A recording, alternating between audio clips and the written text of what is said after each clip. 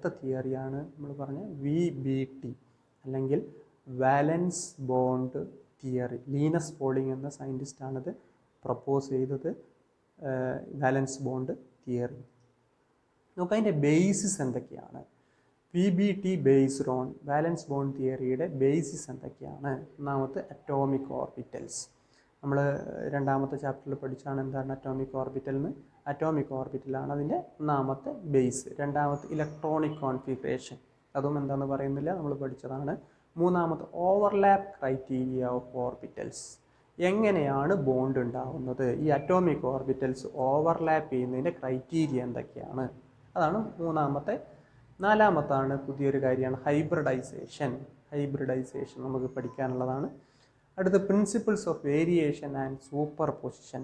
ഇവിടെ വേവ് നേച്ചറുമായി ബന്ധപ്പെട്ടൊരു കാര്യമാണ് വേരിയേഷൻ ആൻഡ് സൂപ്പർ പൊസിഷൻ. അപ്പോൾ പ്രിൻസിപ്പിൾസ് ഓഫ് വേരിയേഷനും സൂപ്പർ പൊസിഷൻ, ഈ 5 കാര്യങ്ങൾ ബേസ് ചെയ്തിട്ടാണ് വാലൻസ് ബോണ്ട് തിയറി പ്രപ്പോസ് ചെയ്തിട്ടുള്ളത്. Energy diagram of sigma bond formation by orbital overlap. ഇവിടെ കൊടുത്തിട്ടുള്ളത് ഓർബിറ്റൽ ഓവർലാപ്പ് കൺസെപ്റ്റ് വെച്ചിട്ട് എങ്ങനെയാണ് സിഗ്മ ബോണ്ട് ഫോം ചെയ്യുന്നത്. Sigma bond formation on the base of orbital overlap concept. നോക്കുക, ഇവിടെ ഒരു ഗ്രാഫ് കാണുന്നുണ്ട്. ഇവിടെ നിന്ന് തുടങ്ങിയ ഒരു ഗ്രാഫ് കാണുന്നുണ്ട്. അതോടൊപ്പം തന്നെ 2 സർക്കിളുകൾ കാണുന്നുണ്ട്. സർക്കിൾ നോക്കുക, ആ സർക്കിൾ 2 ഹൈഡ്രജൻ ആറ്റങ്ങളാണ്. അങ്ങ് എൻഡിൽ നിന്ന് ഇങ്ങോട്ടാണ് ഗ്രാഫ് നമ്മൾ പരിഗണിച്ച് വരുന്നത്. അതിൽ പിന്നെ നമുക്ക് എക്സ് ആക്സിസിൽ ഇൻ്റർ ന്യൂക്ലിയർ ഡിസ്റ്റൻസ് ആണ്, 2 ന്യൂക്ലിയസ് തമ്മിലുള്ള ഡിസ്റ്റൻസ് ആണ് എക്സ് ആക്സിസ്. വൈ ആക്സിസിൽ കൊടുത്തിട്ടുള്ളത് പൊട്ടൻഷ്യൽ എനർജിയാണ്, പൊട്ടൻഷ്യൽ എനർജി. അപ്പോൾ ഇവിടുന്ന് ഇങ്ങോട്ട് നോക്കി വരാം നമുക്ക്. അപ്പോൾ ഇവിടുന്ന് ഇങ്ങോട്ട് നോക്കി വരുമ്പോൾ ഓക്കെ, ഇൻഫിനിറ്റ് ഡിസ്റ്റൻസ്, 2 ഹൈഡ്രജൻ ആറ്റങ്ങൾ ഇൻഫിനിറ്റ് ഡിസ്റ്റൻസിലാണ് 2 ഹൈഡ്രജൻ ആറ്റങ്ങളുള്ളത്. 2 ഹൈഡ്രജൻ ആറ്റങ്ങൾ ഇൻഫിനിറ്റ് ഡിസ്റ്റൻസിലാവുമ്പോൾ എനർജി നോക്കുക, എനർജി 0 എനർജിയാണ്.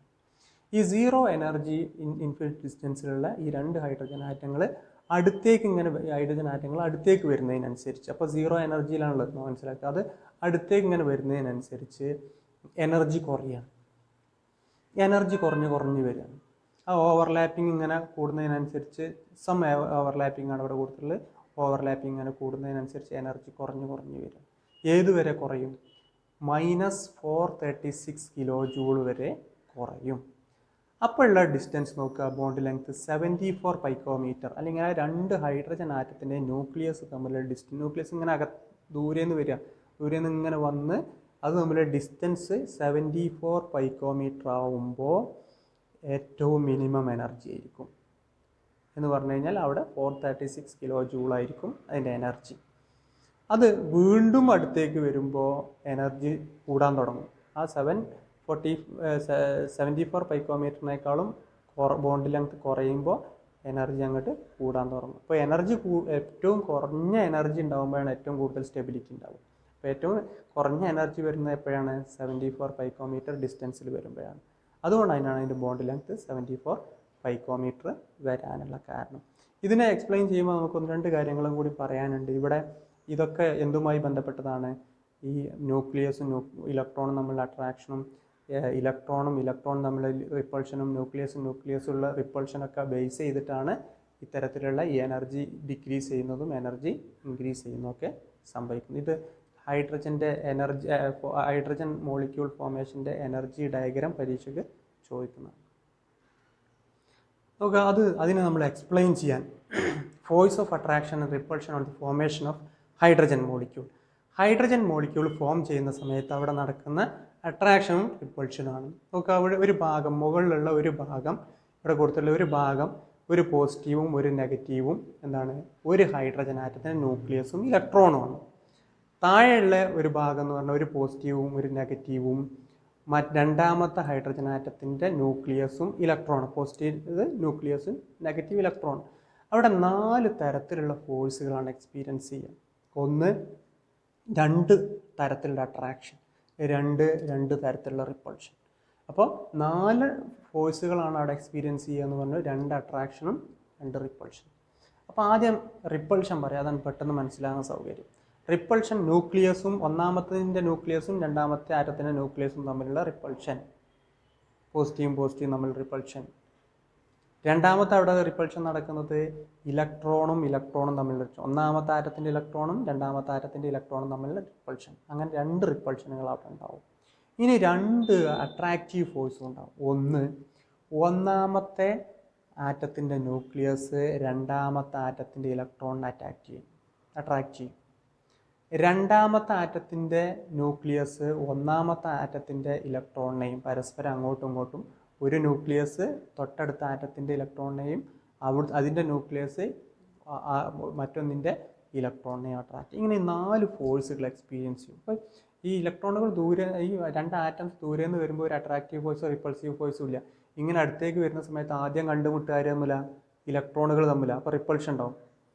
ആ റിപ്പൾഷനെ ഓവർകം ചെയ്യുന്ന ഒരു എനർജി ഉണ്ടെങ്കിൽ മാത്രമേ അത് അടുത്തേക്ക് പോകുള്ളൂ. ഇങ്ങനെ വീണ്ടും അടുത്തേക്ക് ഇങ്ങനെ വരുന്നതിനനുസരിച്ച് ആ റിപ്പൾസീവ് ഫോഴ്സ്, ഈ റിപ്പൾസീവ് ഫോഴ്സ് ആദ്യം ഉണ്ടാവും. റിപ്പൾസീവ് ഫോഴ്സ് ആണ്. ആ റിപ്പൾസീവ് ഫോഴ്സിനെ ആരും ഓവർകം ചെയ്യും? ഇതിൻ്റെ ന്യൂക്ലിയസ് ഇതിൻ്റെ ഇലക്ട്രോണിനെ അട്രാക്റ്റ് ചെയ്യും, ഇതിൻ്റെ ന്യൂക്ലിയസ് ഇതിൻ്റെ ഇലക്ട്രോണിനെ അട്രാക്റ്റ് ചെയ്യും. അങ്ങനെയാണ് അത് ഓവർകം ചെയ്യുന്നത്. അപ്പോൾ when attractive force equal to repulsive force, എപ്പോഴാണോ അട്രാക്റ്റീവ് ഫോഴ്സും റിപ്പൾസീവ് ഫോഴ്സും ഈക്വൽ ആവുന്നത് അപ്പോഴാണ് ഏറ്റവും ലീസ്റ്റ് എനർജി ഉണ്ടാവുക, മോസ്റ്റ് സ്റ്റേബിൾ ആയിട്ടുണ്ടാവുക. അപ്പോൾ അങ്ങനെ അടുത്തേക്ക് വന്നിട്ട് അട്രാക്റ്റീവ് ഫോഴ്സും റിപ്പൾസീവ് ഫോഴ്സും ഈക്വലായി. ഹൈഡ്രജൻ്റെ കേസിലാണെങ്കിൽ 74 പൈക്കോമീറ്ററാണ്. വീണ്ടും ഇങ്ങനെ അത് അടുത്തേക്ക് വന്നാലോ, വീണ്ടും അടുത്തേക്ക് വന്നാൽ ന്യൂക്ലിയസുകൾ തമ്മിൽ അടുത്തടുത്ത് വരും, ന്യൂക്ലിയസും റിപ്പൾഷൻ വരും. അപ്പോൾ എനർജി ഷൂട്ടപ്പ് ചെയ്യും. അതാണ് അതിൻ്റെ കണ്ടീഷൻസ്. അപ്പോൾ അത്രയും കാര്യങ്ങളാണ് നമ്മളിവിടെ എക്സ്പ്ലെയിൻ ചെയ്തത്. അപ്പോൾ 2 ന്യൂക്ലിയസ് കാണിക്കുന്നുണ്ട്. ഈ ന്യൂക്ലിയസിന് ചുറ്റും ഇലക്ട്രോൺസ് ഉണ്ട്. ഇലക്ട്രോൺസ് അടുത്തേക്ക് വരുമ്പോൾ ഇലക്ട്രോൺസ് തമ്മിൽ റിപ്പൽ ചെയ്യും. അതേപോലെ ന്യൂക്ലിയസും തമ്മിൽ റിപ്പൾഷൻ ഉണ്ടാവും. ഒരു ന്യൂക്ലിയസ് മറ്റൊരു ആറ്റത്തിൻ്റെ ഇലക്ട്രോണിനെ അട്രാക്റ്റ് ചെയ്യും. ആ ആറ്റത്തിൻ്റെ ന്യൂക്ലിയസ് ഇപ്പുറത്തെ ആറ്റത്തിൻ്റെ ഇലക്ട്രോണുകളെയും അട്രാക്റ്റ് ചെയ്യും. അങ്ങനെ 4 ഫോഴ്സുകളുടെ ബാലൻസിങ്ങിലാണ്, അല്ലെങ്കിൽ ബാലൻസ് ചെയ്ത് വരുമ്പോഴാണ് എനർജി മിനിമം വരുന്നത്.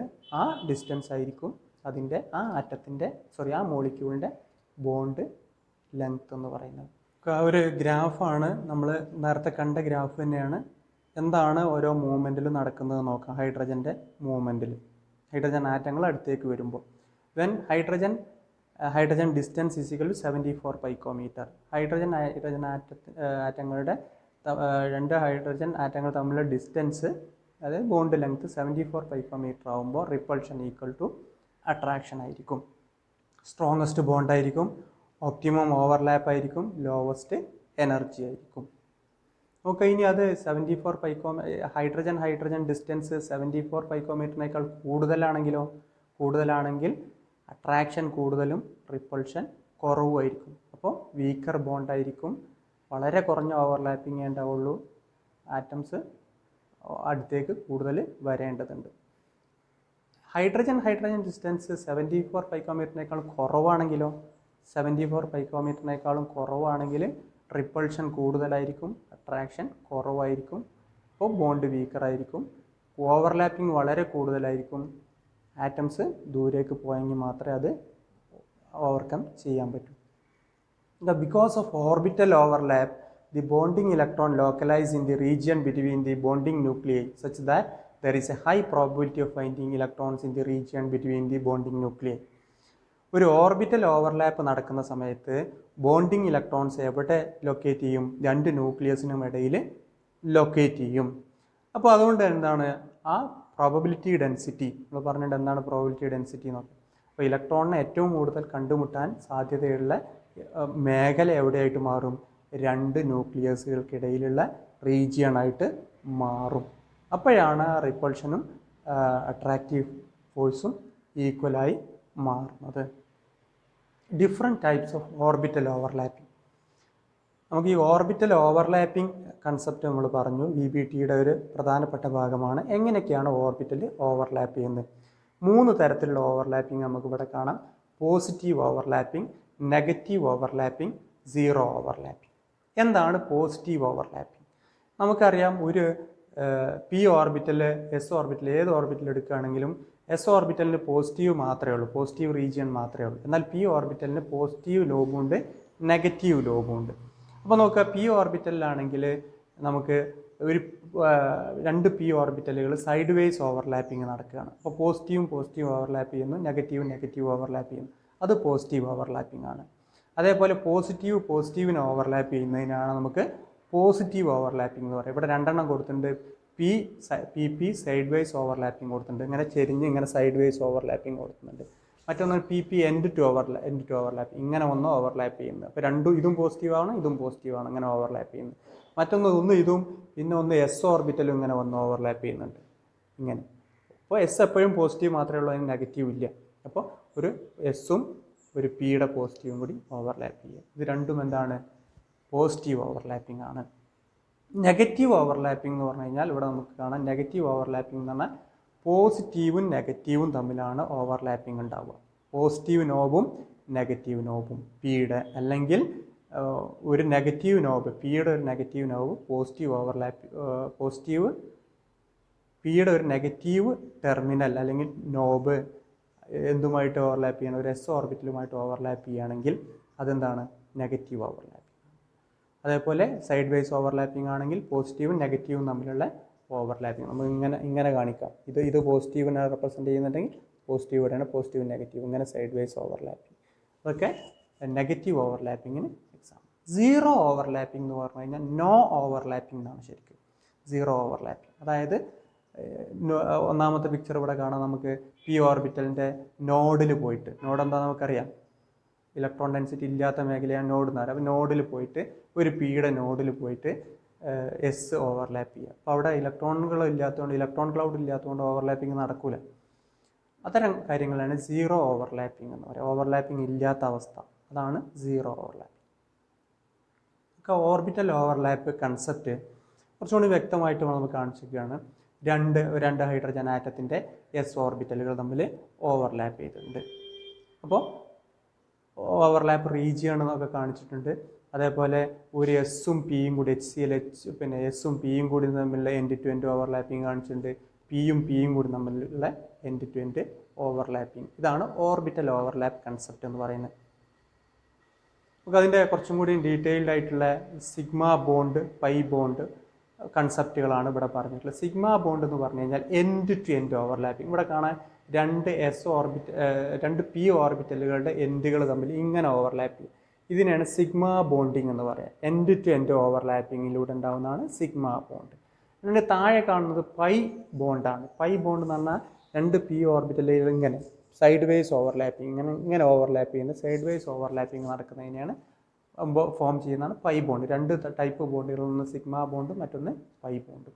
എങ്ങനെ സിഗ്മ ബോണ്ട് ഉണ്ടാവുന്നു, എങ്ങനെ പൈ ബോണ്ട് ഉണ്ടാവുന്നു എന്നാണ് കാണിച്ചത്. എൻഡ് ടു എൻഡ് ഓവർലാപ്പിംഗ് ആണ് സിഗ്മ ബോണ്ട് ആയിരിക്കും. സൈഡ് വൈസ് ഓവർലാപ്പിംഗ് നടക്കുന്നുണ്ടെങ്കിൽ അത് പൈ ബോണ്ട് ആയിരിക്കും ഉണ്ടാവുന്നത്. നമുക്ക് സിഗ്മ ബോണ്ട് ഇൻ എത്തിലീൻ മോളിക്യൂളിലെ സിഗ്മ ബോണ്ട്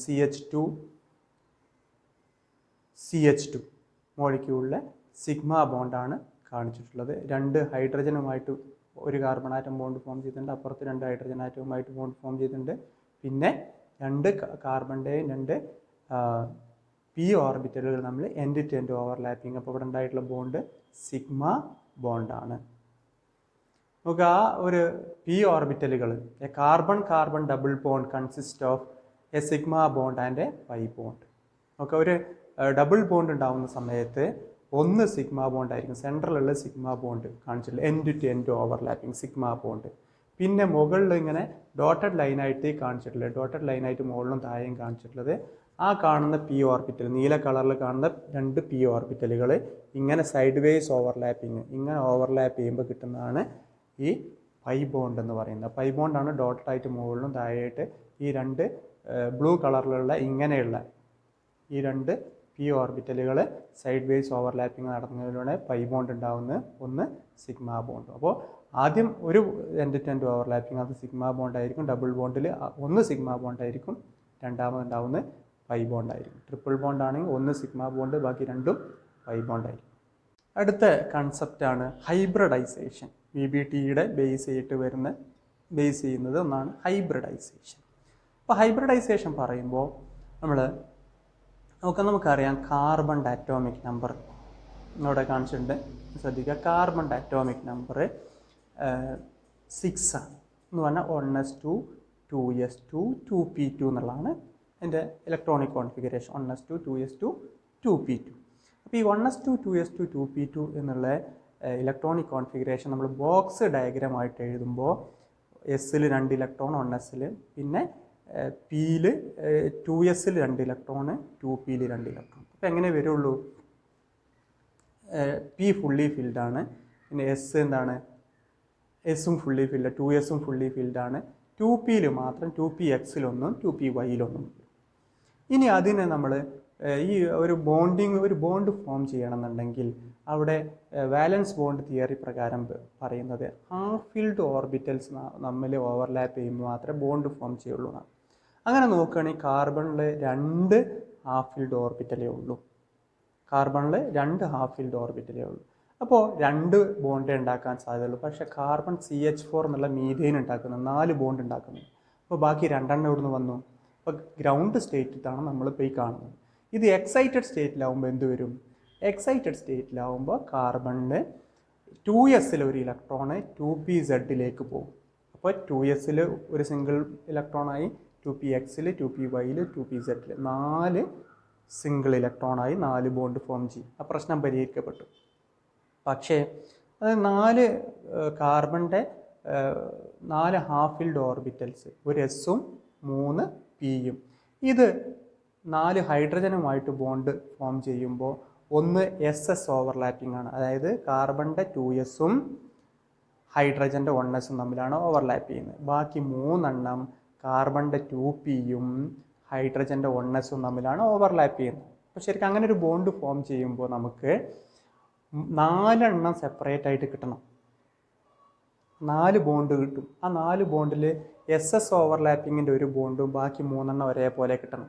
SS വേറെ, 2s 1s തമ്മിൽ ഓവർലാപ്പ് ഉണ്ടാകുന്ന ബോണ്ടൊന്നും, ബാക്കി 2pയും 1s തമ്മിൽ ഓവർലാപ്പ് ഉണ്ടാകുന്ന ബോണ്ട് സെപ്പറേറ്റ്. ഇങ്ങനെ നമുക്ക് 4 സെപ്പറേറ്റ് ആയിട്ട് കിട്ടണം. പക്ഷേ നമ്മൾ നോക്കുന്ന സമയത്ത് 4 എന്ന് പറഞ്ഞാൽ 1 വേറെയും 3 ഒരേപോലെയും കിട്ടണം. പക്ഷേ നമ്മൾ ആ CH4 മോളിക്യൂളിനെ കുറിച്ച് പഠിക്കുന്ന സമയത്ത് നമുക്ക് 4 ഒരേപോലെയാണ്. അപ്പോൾ അങ്ങനെ നമ്മൾ ഈ പറഞ്ഞ രൂപത്തിലാണ് ഈ 4 ഒരേപോലെ വരില്ല. ഒന്ന് SS ഓവർലാപ്പിങ്ങും 3 SP ഓവർലാപ്പ്, എസും പി ഓർബിറ്റിലും നമ്മൾ ഓവർലാപ്പിംഗ് ആണ്. അപ്പോൾ 3 ഒരു തരത്തിലും 4മത്തെ ഒരു സെപ്പറേറ്റ് ആയിട്ട് വരണം. പക്ഷേ നമുക്ക് 4 ഒരേപോലെ ഐഡൻറ്റിക്കലാണ്. അപ്പോൾ അത് എക്സ്പ്ലെയിൻ ചെയ്യാൻ വേണ്ടി കൊണ്ടുവന്ന ടേമാണ് ഈ പറഞ്ഞ ഹൈബ്രിഡൈസേഷൻ. ഹൈബ്രിഡൈസേഷൻ എന്നുള്ള സംഗതി നിങ്ങൾ ഹൈബ്രിഡ് ഒക്കെ നിങ്ങൾ കേട്ടിട്ടുണ്ടാവും. അപ്പോൾ hybridization is the intermixing, the process of intermixing of atomic orbitals of slightly different energies to form a new set of orbitals of equivalent energies and shape. The process of intermixing of atomic orbitals. Atomic orbitals ന്റെ intermixing ആണ്. പക്ഷേ അതെന്തുകൊണ്ട് slightly different energies, slightly different ചെറിയ difference, energy difference ഉള്ള atomic orbital intermix ചെയ്ത് കൂടിക്കലർന്ന് new set of orbitals of equivalent energy and shape ഉണ്ടാവുകയാണ്. ഒരേ ഷേപ്പുള്ള ഒരേ എനർജിയുള്ള 4 അറ്റോമിക് ഓർബിറ്റൽസ് ഉണ്ടാവും. അതിനെയാണ് ഹൈബ്രിഡൈസേഷൻ എന്ന് പറയുന്നത്. അത് നമുക്ക് മനസ്സിലാക്കാൻ ഞാൻ ഒരു കാര്യം പറയാം. നമ്മൾ 4 ഗ്ലാസ് വെച്ചു. 4 ഗ്ലാസ് വെച്ചിട്ട് ഒരു ഗ്ലാസ്സിൽ നമ്മൾ മുന്തിരിയുടെ ജ്യൂസ് എടുക്കണം, ഒരു ഗ്ലാസ്സിൽ. ബാക്കി 3 നമ്മൾ ആപ്പിളിൻ്റെ ജ്യൂസ് കൊടുക്കും. അപ്പോൾ ഒരു ഗ്ലാസ് മുന്തിരി ജ്യൂസ് ഉണ്ട്, ബാക്കി 3 ഗ്ലാസ്സിൽ ആപ്പിൾ ജ്യൂസും ഉണ്ട്. 4 ഗ്ലാസ് ജ്യൂസ് ഉണ്ട്. ഇനി ഇത് മുഴുവനും കൂടി നമ്മളൊരു പാത്രത്തിലേക്ക് ഒഴിക്കുക. 4 ഗ്ലാസ്സിലെ ജ്യൂസും കൂടി ഒരു പാത്രത്തിലേക്ക് ഒഴിച്ച് ഇൻ്റർമിക്സ് ചെയ്യുക, നന്നായിട്ട് മിക്സ് ചെയ്യും. അപ്പോൾ നോക്കുക, ഒരു കാര്യം ശ്രദ്ധിക്കേണ്ട, എസ് ഓർബിറ്റൽ നമ്മൾ മുന്തിരി ജ്യൂസാണ് എസ് ഓർബിറ്റൽ, അതിൻ്റെ കളറ് വേറെയാണ്, ടേസ്റ്റ് വേറെയാണ്. പി ഓർബിറ്റൽ 3 നമ്മൾ ആപ്പിൾ ജ്യൂസ് എടുത്തിട്ടുള്ളത്, അതിൻ്റെ കളറ് വേറെയാണ്, ടേസ്റ്റ് വേറെയാണ്. ഇതെല്ലാം കൂടി ഒരു പാത്രത്തിലേക്ക് ഒഴിച്ച് മിക്സ് ചെയ്തിട്ട് നമ്മൾ വീണ്ടും ആ 4 ഗ്ലാസ്സുകൾ ഇങ്ങനെ വെച്ചിട്ട് 4 ഗ്ലാസ്സിലേക്കായിട്ട് ഈ ജ്യൂസ് ഒഴിച്ചു. 4 ഗ്ലാസ്സിലേക്ക് ജ്യൂസ് ഒഴിച്ച് കഴിഞ്ഞിട്ട് നമ്മൾ ആ 4 ഗ്ലാസ്സും നോക്കിക്കഴിഞ്ഞാൽ കളറ് 4ഉം ഒരേപോലെയായി. 4ൽ നിന്ന് നമ്മൾ ഓരോ സ്പൂൺ എടുത്ത് ടേസ്റ്റ് ചെയ്ത് നോക്കി കഴിഞ്ഞാൽ 4ൻ്റെയും ടേസ്റ്റ് ഒരേപോലെയായി. ഇതേപോലെ അറ്റോമിക് ഓർബിറ്റൽ എസ് ഓർബിറ്റലും ഒരു എസ് ഓർബിറ്റലും 3 പി ഓർബിറ്റലും കൂടി മിക്സ് ചെയ്ത് 4 ഒരേ എനർജിയും ഒരേ ഷേപ്പുള്ള ഓർബിറ്റൽസ് ഉണ്ടാവുമെന്നാണ് ഹൈബ്രിഡൈസേഷൻ എന്നുള്ള കൺസെപ്റ്റിൽ പറയുന്നത്. ഇവിടെ എസ് ഓർബിറ്റലും പി ഓർബിറ്റലും കൂടി ഇൻ്റർമിക്സ് ചെയ്ത് അല്ലെങ്കിൽ ചെറിയ എസും പിയും മാത്രമല്ല കേട്ടോ, ഡി ഒക്കെ അതിൽ ഇൻ്റർമിക്സ് ചെയ്യാം. അപ്പോൾ അതൊക്കെ വരുന്നുണ്ട്, ഡി ഒക്കെ വരുന്നുണ്ട്. അപ്പോൾ എന്തായാലും ഞാൻ പെട്ടെന്ന് മനസ്സിലാകാൻ വേണ്ടി അങ്ങനെ പറഞ്ഞു എന്നേ ഉള്ളൂ. അപ്പോൾ നമ്മൾ അറ്റോമിക് ഓർബിറ്റൽസ്, ചെറിയ എനർജി ഡിഫറൻസ് ഉള്ള അറ്റോമിക് ഓർബിറ്റൽസ് ഒന്നിച്ച് കലർന്ന് കൂടിച്ചേർന്ന് ഒരേ എനർജിയും ഒരേ ഷേപ്പുള്ള അറ്റോമിക് ഓർബിറ്റൽസ് ആയിട്ട് മാറുന്ന ഫിനോമിനൻ അല്ലെങ്കിൽ അത്തരം കൺസെപ്റ്റിന്, ആ കൺസെപ്റ്റിന് പറയുന്ന പേരാണ് ഹൈബ്രിഡൈസേഷൻ എന്നുള്ള കൺസെപ്റ്റ്. എന്തൊക്കെയാണ് ഹൈബ്രിഡൈസേഷൻ്റെ ഫീച്ചേഴ്സ്? ഒന്നാമത്തെ, number of hybrid orbitals equal to the number of atomic orbitals get hybridised. എത്ര അറ്റോമിക് ഓർബിറ്റൽസ് അതിൽ പങ്കെടുത്തോ അത്ര എണ്ണം ഹൈബ്രിഡൈസ്ഡ് ഓർബിറ്റൽസ് ഉണ്ടാവും. നമ്മൾ പഴയ ഉദാഹരണത്തിലേക്ക് പോവാണ്. നമ്മൾ 1 ഗ്ലാസ് മുന്തിരി ജ്യൂസും 3 ഗ്ലാസ് ആപ്പിൾ ജ്യൂസും എടുത്തത് മിക്സ് ചെയ്തിട്ട് അവസാനം ഒഴിച്ചു നോക്കിയപ്പോൾ എത്ര ഗ്ലാസ് ഉണ്ട്? 4 ഗ്ലാസ് ഉണ്ട്. 4 ഗ്ലാസ് മിക്സ് ചെയ്യാനെടുത്താൽ 4 ഗ്ലാസ് മിക്സ് ചെയ്ത് അവസാനം ഉണ്ടാവും. എന്നതുപോലെ എത്ര നമ്പർ ഓഫ് ഓർബിറ്റൽസ് ഹൈബ്രിഡൈസേഷനിൽ പങ്കെടുത്തോ, number of hybrid orbitals equal to number of atomic orbitals get hybridised. എത്ര എണ്ണം ഹൈബ്രിഡൈസ് ചെയ്തു, എത്ര എണ്ണം ഹൈബ്രിഡൈസേഷനിൽ പങ്കെടുത്തു, അത്ര എണ്ണം ഹൈബ്രിഡൈസ്ഡ് ഓർബിറ്റൽസ് ഉണ്ടാവും. Hybridized orbitals have equivalent energy and shape. കിട്ടുന്ന ഹൈബ്രിഡൈസ്ഡ് ഓർബിറ്റൽസിന് ഒരേ എനർജി ആയിരിക്കും, ഒരേ ഷേപ്പ് ആയിരിക്കും. അതേപോലെ hybrid orbitals are more effective in forming stable bond. Hybridized orbitals bond ഫോർമേഷന് എഫക്റ്റീവാണ് കൂടുതൽ. Hybrid orbitals are arranged in space with minimum repulsion, maximum distance. Hybridized orbitals സ്പേസിൽ അല്ലെങ്കിൽ ആ ആറ്റത്തിന് ചുറ്റും മാക്സിമം ഡിസ്റ്റൻസിൽ മിനിമം റിപ്പൾഷനിൽ അറേഞ്ച് ചെയ്യും. ഇത്രയാണ് ഹൈബ്രിഡൈസേഷൻ്റെ ഫീച്ചേഴ്സ്. ഓക്കെ, എന്തൊക്കെയാണ് കണ്ടീഷൻസ് ഓഫ് ഹൈബ്രിഡൈസേഷൻ? ഹൈബ്രിഡൈസേഷൻ നടക്കാനുള്ള കണ്ടീഷൻസ് എന്താണ്? Orbitals in the valence shell are hybridized. Valence ഷെല്ലിലുള്ള ഇലക്ട്രോൺസ് അല്ലെങ്കിൽ വാലൻസ് ഷെല്ലിലുള്ള ഓർബിറ്റൽസ് മാത്രമാണ് ഹൈബ്രിഡൈസേഷനിൽ പങ്കെടുക്കുന്നത്. The orbitals undergo hybridization have almost equal energy. ഹൈബ്രിഡൈസേഷനിൽ പങ്കെടുക്കുന്ന ഓർബിറ്റൽസിന് ഓൾമോസ്റ്റ് ഈക്വൽ എനർജി ഉണ്ടായിരിക്കണം. Promotion of electron is not essential condition for hybridization. അതായത് നമ്മൾ നേരത്തെ പറഞ്ഞു, കാർബണിൻ്റെ കേസ് പറഞ്ഞ സമയത്ത് 2s2 ഒരു ഇലക്ട്രോൺ എങ്ങോട്ട് പോയി? 2pz പോയി എന്ന് പറഞ്ഞു. അങ്ങനെ പോകണം നിർബന്ധമില്ല, അങ്ങനെ പോവാം. പക്ഷേ that is not a essential condition. നിർബന്ധമാണ് അങ്ങനെ ഒരു ഇലക്ട്രോൺ പോയെങ്കിൽ മാത്രമേ ഹൈബ്രിഡൈസേഷൻ നടക്കുകയൊന്നുമില്ല. അങ്ങനെ എസെൻഷ്യൽ കണ്ടീഷനല്ല ഇലക്ട്രോണിൻ്റെ promotion. It is not necessary that only half filled orbitals participate in hybridization. ഹൈബ്രിഡൈസേഷനിൽ ബോണ്ടിങ്ങിൽ ഹാഫ് ഫിൽഡ് ഓർബിറ്റൽസ് നിർബന്ധമാണ്. പക്ഷേ ഹൈബ്രിഡൈസേഷനിൽ ഹാഫ് ഫിൽഡ് ഓർബിറ്റൽ മാത്രമല്ല, ഫുള്ളി ഫിൽഡ് ആയിട്ടുള്ള ഓർബിറ്റൽസും പങ്കെടുക്കും. ആണ് അതിൻ്റെ കണ്ടീഷൻസ് ഓഫ് ഹൈബ്രിഡൈസേഷൻ. ഇനി നമുക്ക് different types of hybridization, sp3, sp2, sp hybridizations ഓരോന്നായിട്ട് പഠിക്കാം. ഒന്നാമത്താണ് sp3 ഹൈബ്രിഡൈസേഷൻ. ഇവിടെ ഒരു s ഓർബിറ്റലും the 4 new equivalent orbitals are formed by mixing of 1 2s orbital and 3 2p orbitals are called sp3 orbitals. Okay, ഇവിടെ equivalent എനർജിയുള്ള ഷേപ്പുള്ള 4 orbitals ആണ് കിട്ടുന്നത്. ആ 4നെയും പറയുന്നത് 4 sp3 ഹൈബ്രിഡൈസ്ഡ് ഓർബിറ്റൽസ് എന്നാണ്. അത് കിട്ടാൻ വേണ്ടി മിക്സ് ചെയ്യുന്നത് ഒരു 2s ഓർബിറ്റലും 3 2p ഓർബിറ്റലും കൂടി മിക്സ് ചെയ്യുമ്പോഴാണ് 4 sp3 ഹൈബ്രിഡൈസ്ഡ് ഓർബിറ്റൽസ് കിട്ടുന്നത്. Okay, energy level diagram showing the sp3 hybridisation. അതിൻ്റെ എനർജി ലെവൽ ഡയഗ്രാം എങ്ങനെയാണെന്ന് നമുക്ക് നോക്കാം. Okay, energy level diagram showing the formation of 4 sp3 hybridised orbitals. Okay, ഇവിടെ കാണിച്ചിട്ടുള്ള നമ്മുടെ സ്ക്രീനിൽ കാണുന്ന ഓർബിറ്റൽസ്, താഴെ കാണുന്നത് 2s ആണ്. താഴെ കാണുന്ന 2s അതിൻ്റെ ഒരു എനർജി, ലെഫ്റ്റിൽ എനർജിയുടെ ഇൻക്രീസിങ് ഓർഡറിലാണ് വെച്ചിട്ടുള്ളത്. 2sൻ്റെ എനർജി കുറവാണ്, അതിനേക്കാളും എനർജി കൂടുതലാണ് 2p ഓർബിറ്റൽ. ഒരു 2sഉം 3 2p, 2px 2py 2pz. ഇനി നോക്കുക, അത് ഹൈബ്രിഡൈസ് ചെയ്ത് കഴിഞ്ഞാൽ നമുക്ക് കിട്ടുന്നത് വലതുഭാഗത്ത് കാണുന്ന 4 എണ്ണം ഉണ്ട്. അത് sp3 ഹൈബ്രിഡ്, കാർബണിൻ്റെ കേസാണ് ഇവിടെ പറഞ്ഞത്. CH4 മോളിക്യൂൾ ഉണ്ടാവാനുള്ള കാർബണിലെ ഈ 4 sp3 ഹൈബ്രിഡൈസ്ഡ് ഓർബിറ്റൽസ് ആണ് ബോണ്ടിങ്ങിൽ പങ്കെടുക്കുന്നത്. അല്ലെങ്കിൽ 4ൻ്റെയും എനർജി ഈക്വൽ ആണ്. അത് പിയേക്കാളും കുറവാണ്, എസിനേക്കാളും കൂടുതലാണ്. രണ്ടിനും ഇത് ഇൻ്റർമീഡിയറ്റ് എനർജിയാണ്. നമുക്ക് അതിൻ്റെ ഒരു 3 ഡയമെൻഷണൽ റെപ്രസെൻറ്റേഷനാണ്. Negative 2s and 2p atomic orbitals, characteristics of a free carbon atom are combined to form a new set of 4 sp3 hybridized orbitals. Okay, അവിടെ ഇടത് സൈഡിൽ കൊടുത്തിട്ടുള്ളത് റെഡ് കളറിൽ കൊടുത്തിട്ടുള്ളത് എസ് ഓർബിറ്റലാണ്, 3p ഓർബിറ്റൽ, 2sഉം 2px 2py 2pz. ഹൈബ്രിഡൈസേഷൻ നടക്കുകയാണ്, 4 identical ആയിട്ട് കിട്ടും. ഈ 4ൻ്റെയും പ്രത്യേകത എന്താണ്? ഒരേ ഷേപ്പാണ്, ഒരേ എനർജിയാണ്. അതിൻ്റെ ഷേപ്പ് ഉണ്ടാവുക ടെട്രാഹെഡ്രൽ അറേഞ്ച്മെൻ്റ് ആണ് ഉണ്ടാവുക. അവിടെ താഴെ കാണിച്ചിട്ടുള്ള ടെട്രാഹെഡ്രൽ അറേഞ്ച്മെൻറ്റ് ഈ ഒരു 4 കാർബണിൻ്റെ ചുറ്റും 4 sp3 ഹൈബ്രിഡൈസ്ഡ് ഓർബിറ്റൽസും ടെട്രാഹെഡ്രൽ ഷേപ്പിലാണ് അറേഞ്ച് ചെയ്തിട്ടുണ്ടാവുക. ആ ടെട്രാഹെഡ്രൽ ഷേപ്പിൽ അറേഞ്ച് ചെയ്തുകൊണ്ടാണ് CH4ന് ടെട്രാഹെഡ്രൽ ഷേപ്പ് കിട്ടാനും കാരണം. അവിടെ നമുക്ക് ഇത് വെച്ച് ഹൈബ്രിഡൈസേഷൻ വെച്ച് വിവിധ മോളിക്യൂളുകളുടെ, അതായത് എന്താണ് മീഥൈൻ നമ്മൾ പറഞ്ഞു, മീഥൈൻ്റെ സ്ട്രക്ചർ നമുക്ക് ഇത് വെച്ച് എക്സ്പ്ലെയിൻ ചെയ്യാം.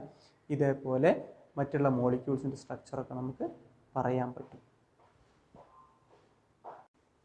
The CC sigma bond in ethyne മോളിക്യൂളിലെ സ്ട്രക്ചറാണ് നമ്മൾ ഇതിൻ്റെ അടിസ്ഥാനത്തിൽ, ഹൈബ്രിഡൈസേഷൻ്റെ അടിസ്ഥാനത്തിൽ നമ്മളിവിടെ കാണിച്ചിട്ടുള്ളത്. നോക്കുക, ഇവിടെ 4 sp3 ഹൈബ്രിഡൈസ്ഡ് ഓർബിറ്റൽസ് ഉണ്ടാവും. അത് 4 അപ്പുറത്തേക്ക് 3 ഉണ്ട്, ഇപ്പുറത്തേക്ക് 3 ഉണ്ട്. അത് 3 ഇവിടുത്തെ 3 അപ്പുറത്തെ 3 എന്താണ്?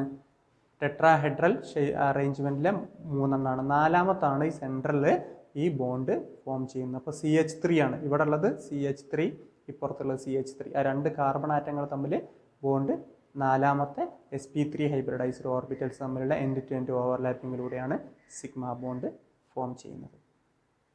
നോക്കുക, ഇവിടെ ഇപ്പോൾ നമ്മൾ ആ ഒരു ഓവർലാപ്പിംഗ് നടന്നു.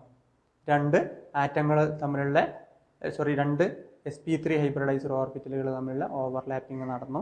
ഇവിടെ സിഗ്മ ബോണ്ട് ഫോം ചെയ്തു. സിഗ്മ ബോണ്ട് ഉണ്ടാവാൻ കാരണം എൻഡ് ടു എൻഡ് ഓവർലാപ്പിംഗ് ആണ് നടന്നത്, അതുകൊണ്ടാണ് സിഗ്മ ബോണ്ട് ഉണ്ടായത്.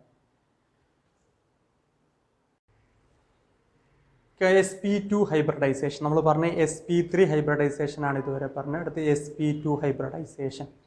ഓക്കെ, sp2 ഹൈബ്രിഡൈസേഷനിൽ എക്സാമ്പിളായിട്ട് നമ്മൾ എടുക്കുന്നത് C2H4 ethylene മോളിക്യൂളാണ്. C2H4 molecule. Okay, ഇവിടെ നമ്മൾ അതിൻ്റെ സ്ട്രക്ചർ കൊടുത്തിട്ടുണ്ട്. കാർബൺ 2 ഹൈഡ്രജനുമായിട്ട് ബോണ്ട് ഫോം ചെയ്തിട്ടുണ്ട്, 2 കാർബൺ ആറ്റങ്ങളും ഹൈഡ്രജനുമായിട്ട് ബോണ്ട് ഫോം ചെയ്തിട്ടുണ്ട്, 2 കാർബൺ ആറ്റങ്ങൾ തമ്മിൽ ഡബിൾ ബോണ്ടുമാണ് എക്സിസ്റ്റ് ചെയ്യുന്നത്. നോക്കുക, what are the orbitals do in the carbon atom use to bond ethylene. നോക്കുക, അവിടെ നമ്മുടെ 3 effective electron pairs around each carbon atom. VSEPR model predicts a trigonal planar geometry and 120 ആണ്, 120 degree ആണ് എന്താണ് bond angle predict ചെയ്തിട്ടുള്ളത്. അപ്പോൾ പറഞ്ഞ സംഗതി എന്താ വെച്ച് കഴിഞ്ഞാൽ, ഇവിടെ ഈ ഒരു കാർബൺ ആറ്റത്തിന് ചുറ്റും നമ്മൾ VSEPR തിയറി പ്രകാരം പറയുകയാണെങ്കിൽ 2 കാർബൺ ആറ്റം, അതിൽ 1ാമത്തെ കാർബൺ ആറ്റം എടുക്കുകയാണെങ്കിൽ അതിൽ 2 ഹൈഡ്രജൻ ആറ്റം ഉണ്ട്, ഒരു ഡബിൾ ബോണ്ടും ഉണ്ട്. Double bond is treated as A single bond, അല്ലെങ്കിൽ ഡബിൾ ബോണ്ട് മൾട്ടിപ്പിൾ ബോണ്ടിനെ നമ്മൾ സിംഗിൾ ബോണ്ടായിട്ടാണ് ട്രീറ്റ് ചെയ്യുക. അപ്പോൾ ആ കണക്കിന് VSEPR തിയറി പ്രകാരം ഓരോ കാർബൺ ആറ്റത്തിൻ്റെ മുകളിലും 3 ബോണ്ട് വീതമുണ്ട്. അപ്പോൾ ഷേപ്പ് എങ്ങനെ വരണം? ട്രയഗണൽ പ്ലാനാർ ഷേപ്പ് വരണം. ബോണ്ട് ആംഗിൾ എത്ര വരണം? 120 ഡിഗ്രിയാണ് ബോണ്ട് ആംഗിൾ വരേണ്ടത്. And sp3 orbitals with tetrahedral geometry and 109.5 degree angles will not work here. ഇവിടെ നമുക്ക് എന്ത് പറയാൻ പറ്റൂല? അപ്പോൾ ഈ ടെട്രാഹെഡ്രൽ sp3 ഹൈബ്രിഡൈസേഷൻ പറയാൻ പറ്റില്ല, ടെട്രാഹെഡ്രൽ ഷേപ്പ് പറയാൻ പറ്റില്ല, ബോണ്ട് ആംഗിൾ 109.5 ഡിഗ്രി പറയാൻ പറ്റില്ല. ഇവിടെ എന്ത് തന്നെ പറയണം? 120 തന്നെ പറയണം. 120 ഡിഗ്രിയാണ് നമ്മൾ എക്സ്പ്ലെയിൻ ചെയ്യുന്നത്. അതിന് വേണ്ടിയാണ് നമ്മൾ sp2 ഹൈബ്രിഡൈസേഷൻ എന്നുള്ള ഹൈബ്രിഡൈസേഷൻ കൊണ്ടുവന്നത്. ഓക്കെ, ഇവിടെ sp2 ഹൈബ്രിഡൈസേഷനിൽ ഒരു s ഓർബിറ്റലും ഇവിടെ നമ്മൾ കാണിച്ചിട്ടുണ്ട്. റെഡ് നേരത്തെ പറഞ്ഞ അതേ കാര്യം തന്നെ, റെഡ് എസ് ഓർബിറ്റൽ PXഉം PY. ഇവിടെ PZ എന്തിൽ പങ്കെടുക്കുന്നില്ല? ഹൈബ്രിഡൈസേഷനിൽ പങ്കെടുക്കുന്നില്ല. ഒരു എസ്സും 2 Pയും കൂടിയാണ് ഇൻ്റർമിക്സ് ചെയ്യുന്നത്. നേരത്തെ നമ്മൾ ഒരു മുന്തിരി ജ്യൂസും 3 ആപ്പിൾ ജ്യൂസും എടുത്തെങ്കിൽ ഇവിടെ ഒരു മുന്തിരി ജ്യൂസും 2 ഗ്ലാസ് ആപ്പിൾ ജ്യൂസും എടുക്കുന്നത്. അപ്പോൾ നോക്കുക, അവിടെ അതിൻ്റെ ക്യാരക്ടറിലൊക്കെ ഒരുപാട് വ്യത്യാസങ്ങളുണ്ടാവും, അത് പറയാം. അപ്പോൾ ഒരു ഗ്ലാസ് നമ്മൾ മിക്സ് ചെയ്യുന്നില്ല, ഒരു ആപ്പിൾ ജ്യൂസിൻ്റെ ഗ്ലാസ് മാറ്റി വെക്കുക, ഇത് മിക്സിങ്ങിൽ പങ്കെടുക്കുന്നില്ല. അതാണ് ഇവിടെ നടക്കുന്നത്. ഒരു എസ്സും 2 Pയും കൂടി മിക്സ് ചെയ്യാണ്. അപ്പോൾ നമുക്ക് എന്ത് കിട്ടും? 3 sp2 ഹൈബ്രിഡൈസ്ഡ് ഓർബിറ്റൽസ് കിട്ടും. ഈ 3 sp2 ഹൈബ്രിഡൈസ്ഡ് ഓർബിറ്റൽസ് ഫോം ചെയ്ത് കഴിഞ്ഞാൽ ആ കാർബൺ ആറ്റത്തിൽ 3 മാക്സിമം ഡിസ്റ്റൻസിൽ അറേഞ്ച് ചെയ്യുമ്പോൾ ട്രയഗണൽ പ്ലാനാർ ഷേപ്പിലാണ് ഉണ്ടാവുക. ഇവിടെ കാണിച്ചതുപോലെ ട്രയഗണൽ പ്ലാനാർ ഷേപ്പിലാണ് ഉണ്ടാവുക. അപ്പോൾ ബോണ്ട് ആംഗിൾ എന്തായിരിക്കും? 120 ഡിഗ്രി ആയിരിക്കും. അങ്ങനെയാണ് sp2 ഹൈബ്രിഡൈസേഷൻ അല്ലെങ്കിൽ എത്തിലീൻ മോളിക്യൂളിൻ്റെ സ്ട്രക്ചർ നമുക്ക് എക്സ്പ്ലെയിൻ ചെയ്യാൻ വേണ്ടി sp2 ഹൈബ്രിഡൈസേഷൻ എന്ന കൺസെപ്റ്റ് ഉപയോഗിച്ചത്. നോക്കുക, ഇവിടെ നമ്മൾ 1s ഓർബിറ്റലും 2 2p ഓർബിറ്റലും കൂടിയാണ് മിക്സ് ചെയ്യുന്നത്. അപ്പോൾ ഇവിടെ 1s ഓർബിറ്റലും 2 2p ഓർബിറ്റൽ ഏതൊക്കെയാണ്? pxഉം pyയും കൂടിയാണ് മിക്സ് ചെയ്യുന്നത്. അപ്പോൾ നമുക്ക് എന്ത് കിട്ടും? 3 sp2 ഹൈബ്രിഡൈസ്ഡ് ഓർബിറ്റൽസ് കിട്ടും. അതിൻ്റെ എനർജി ലെവൽ ഡയഗ്രാമാണ് നമ്മളിവിടെ കാണിച്ചിട്ടുള്ളത്. ഈ എനർജി ലെവൽ ഡയഗ്രത്തിൽ നേരത്തെ കണ്ടതാണ്, അതുകൊണ്ട് കൂടുതൽ ഡീറ്റെയിൽ ആയിട്ട് പറയുന്നത് എസ് എനർജി കുറവാണ്, 3 പിയും ഇവിടെ ഉണ്ട്. അതിന് ഹൈബ്രിഡൈസ് ചെയ്യുമ്പോൾ നമുക്ക് കിട്ടുന്നത് എന്താ? അതിലാണ് വ്യത്യാസമുള്ളത്. 3 sp2 ഹൈബ്രിഡൈസ്ഡ് ഓർബിറ്റൽസ് ഉണ്ട്, ഒരു 2pz അതേപോലെ നിൽക്കുന്നുണ്ട്. ഹൈബ്രിഡൈസേഷനിൽ പങ്കെടുക്കാതെ അതിൻ്റെ മുകളിൽ എനർജി കൂടുതലായിട്ട് അവിടെ നിൽക്കുന്നുണ്ട്. അപ്പോൾ അവിടെ എന്തൊക്കെയാണ് പങ്കെടുത്തിട്ടുള്ളൂ? ഒരു എസും 2 പിയെ പങ്കെടുത്തിട്ടുള്ളൂ. മൂന്നാമത്തെ pz 2pz അതേപോലെ ഹൈബ്രിഡൈസേഷനിൽ പങ്കെടുക്കാതെ അവിടെ നിൽക്കുന്നുണ്ട്. ഇനി നോക്കുക, ആ sp2 ഹൈബ്രിഡൈസ്ഡ് ഓർബിറ്റൽസിൽ ഈ 2 എണ്ണം ബോണ്ട് ഫോം ചെയ്യും. Carbon uses the sp2 hybridised orbital for forming sigma bond within the plane. അത് 2 എണ്ണം 2 ഹൈഡ്രജനേറ്റ് സിഗ്മ ബോണ്ട് ഫോം ചെയ്യും. ഒന്ന് തൊട്ടടുത്ത കാർബൺ ആറ്റവുമായിട്ട് ബോണ്ട് ഫോം ചെയ്യാൻ വേണ്ടി ഉപയോഗിക്കും. The remaining 2p orbital is used for forming the pi bond. ബാക്കി മുകളിൽ നിൽക്കുന്ന ഈ 2p ഓർബിറ്റൽ ഉണ്ടല്ലോ, റിമൈനിങ് എന്ന് പറയുന്നതാണ് ഈ 2p ഓർബിറ്റൽ ഹൈബ്രിഡൈസേഷനിൽ പങ്കെടുക്കാത്ത ആ 2p ഓർബിറ്റൽ 2 കാർബൺ ആറ്റത്തിലുണ്ടാവും. അത് തമ്മിൽ സൈഡ് വേസ് ഓവർലാപ്പിംഗ് നടക്കും. അപ്പോൾ ഒന്ന് സിഗ്മ ബോണ്ടും രണ്ടാമത്തെ പൈ ബോണ്ടും ആയിരിക്കും. അപ്പോൾ ഒരു ഡബിൾ ബോണ്ടിൽ ഒന്ന് സിഗ്മ ബോണ്ടും രണ്ടാമത്തെ പൈ ബോണ്ടും ആയിരിക്കും.